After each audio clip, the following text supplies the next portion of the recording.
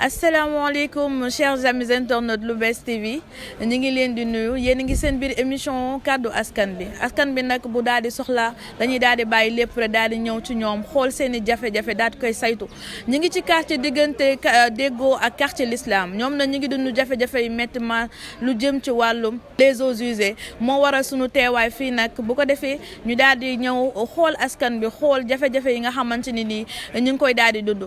ci biir loolu nag gannaaw bu loolu weesoo dinañ dem fekk ji ki nga xamante ni moom mooy sunu papa Sidi Karachi Fall moom tamit dinañu daal di indil tamit ñàngat ci feebar yu ni mel ci wàllum ndox mi nga xamante ni nii dafay indi ay yeneen xeetu hépatite yoo xamante ni nii dafay daal di sonal askan bi bu ko defee rek ñu daal di jël kenn ci ñoom ci citoyen wu Déggo bi. di wax ñun koñ bi daal sonn nañ ñun ndox mi moom laa waa ONAS moom sonal nañ ci ndox mi ndax kenn wératul ci koñ bi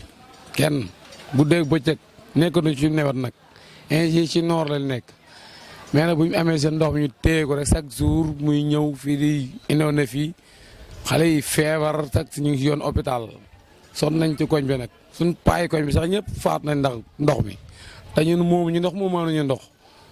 kenn mënut ñu suñu kër kenn mënuñu ci dara ndoxu jàmbur la boo xam ne mi ngi jógee fii ba Parcelles diverses bi Cambérène te loolu nag mën na ñàkk ñun nag li dañu suñu benn population fii 10 jours wala 15 jours bu fekkee mënu dañuy baare Cambérène fépp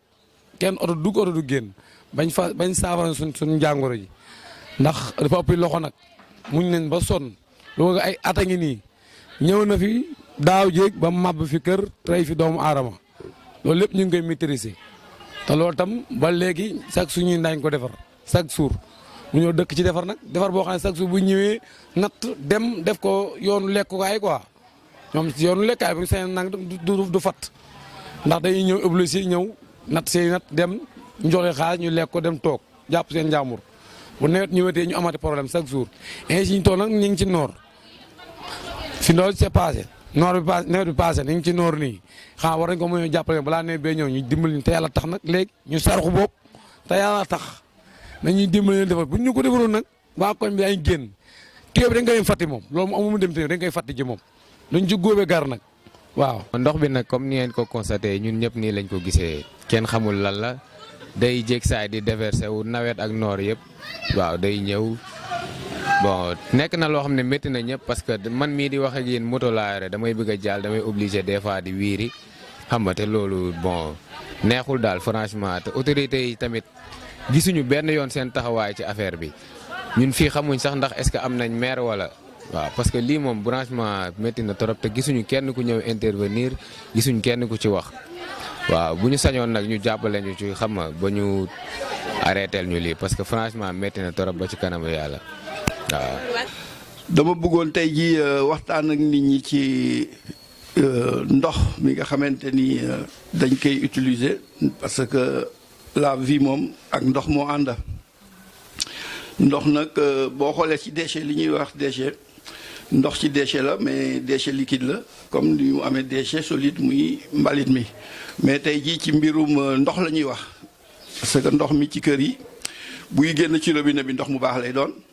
mais buñ ko utiliser day nekk beneen ndox ba nga xamante ni lu nekk mën na ci nekk ci biir kër yi nag boo xoolee ndox mi nga xamante ni moo fa am ñaari façon ndox la mooy li ñuy wax eaux mélangées yi c'est-à-dire ndox mi nga xamante ni ci waañ wi lay jóge ak ndox mi nga xamante ni moom la ñuy sangoo di ko utiliser ci toilette yi ñaari façon ndox yooyu dañ koy am ci biir kër yi ndox yooyu nag buñ ko amee ci kër yi dafa war am luñ ko war a toppatoowee boo xoolee ak ci biir Cambérène ay fosse lañu fi yor fosse yi nag système la ba nga xamante dañ ko teg pour dëkk yi nga xamante ni amuñu réseau d'égout amuñu assainissement bi nga xamante ni moo fa war mais assainissement bu baax la assainissement autonome la ku nekk da nga koy am sa kër pour mën a suturlu mais aussi pour mën a gérer ndox moomu parce que assainissement buñ ko nit ñi di dégg dañuy yaakaar ni pour setal la wala pour daax xeet mais problème de santé publique la maanaam ndox mu baaxul boobu bu fekkente ni gérer wuñu ko mën na indi ay loraange ci santé nit ñi. moo tax ci biir kër yi ñu am système autonome yooyu nga xamante ni bu ñu demee ci toilette yi moom ndox moomu dafa am fu muy dem bu fekkee ci waañ wi la aussi bu ñu toogee ndox moomu dafa am fu muy dem léegi nag ndox yooyu ci yoon bu fekkente ni assainissement bu baax dafa am moom ay réseau d'égout dañ ko si war branché mu dem bu fekkente ne amul rek si la ñuy wut benn fosse étanche wala fosse septique bu ànd ak puits perdu pour jël ndox mi ndox moomu nag dafa baaxul te boo xoolee bu ñu koy tuur ci mbedd mi dëgg day gis waa service d'hygiène dañuy jóg di sensibiliser nit ñi di ci dem ba di leen defal ay amende forfaitaire donc amende yooyu pour dissuader nit ñi la parce que loolu mooy dernier recours service d'hygiène mooy di sanctionner mais sensibilisation bi moo war a jiitu ndox moomu nag li nga xamante ni moo ko caractériser il faut que nit ñi xam ko mooy bu fekkee égout bu bouché la par exemple di couler parce que foofu problème bu rëy la te dafa am ñetti aspect ya nga xamante ni moom lañ ci war jàngat bu njëkk bi mooy mbedd mu muy sotteekoo day yàqu kenn du fa mën jaar maanaam sur le plan esthétique dara du fa rafet ñaareel bi mooy dégagement xeet odeur bi nga xamante ni moo fay dégager finalement environnement bi yëpp ñi fa dëkk dañuy nekk ci calvaire parce que kenn du fa mën a noy bu baax bi ci des nag mu ëpp importance mooy santé population yi parce que ndox yu bon yooyu buñ ko gérer wul niñ ko war a gérer dafay nekk problème de santé publique donc assainissement en général problème mu santé publique la il faut que nit ñi xam importance am bu ñëwee ci réseau d'égout bi par exemple parce que Cambérène am na ngandam retard ci réseau d'égout nga ni waroon na fekk ñu am ko bu yàgg parce que Cambérène moo fi jiitu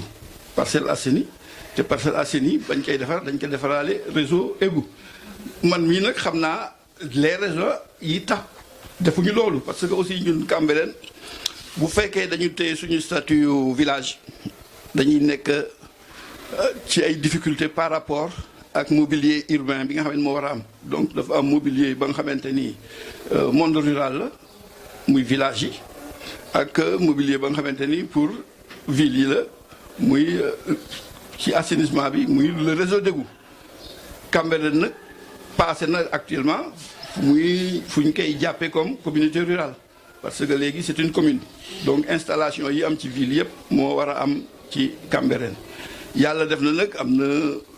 tuyau bu ñu fi dugal mais délai yi peut-être passé na ba léegi sotteegul mais yàlla baax na comme que am na ña nga xam ne ñoo taxaw ci dëkk bi pour régler ñu loolu dañ leen di gën a ñaax rek pour ñu taxaw si pour affaire boobu sotti parce que soxla nañ ko te aussi dañ ci am droit. mbokku internetu Lou'Bess TV ñu ngi ci suñu biir cappaandalu émission gannaaw bu nu jógee fi nga xamante ni mooy l'unité 9 Déggo yegg Tali Ndiaga Mbaye gis nga ñoom jafe-jafe yi nga xamante ni moom lañ dund ci wàllu eaux usées yi di leen masaw bu baax a baax di masawwaat askanu Cambérène vu bien que ni ñoom nag branchement yi ñoom bénéficié wuñ ci ñu daal di mujjee suñu cappaandalu émission nag ci si fii nga xamante ni mooy centre de santé bu Cambérène ñëw fekk ci sunu papa Sidi Karachi Fall moom nag indi nañu ay leeral ci li nga xamante ni moom mooy eaux usées yi yan xeetu jàngoro ci boppam la war a mën a indil askan bi bu ko defee rek ñu daal ci bàyyi xel bu baax a baax yal nañu yàlla may dégg ak topp ñu ngi sant ñëpp di gërëm ñëpp waaye rawatina waa Lou'Bess TV rawatina nos aimables techniciens ñu ngi leen di sant bu baax a baax di leen daal di gërëm d'ici là portez-vous bien merci beaucoup.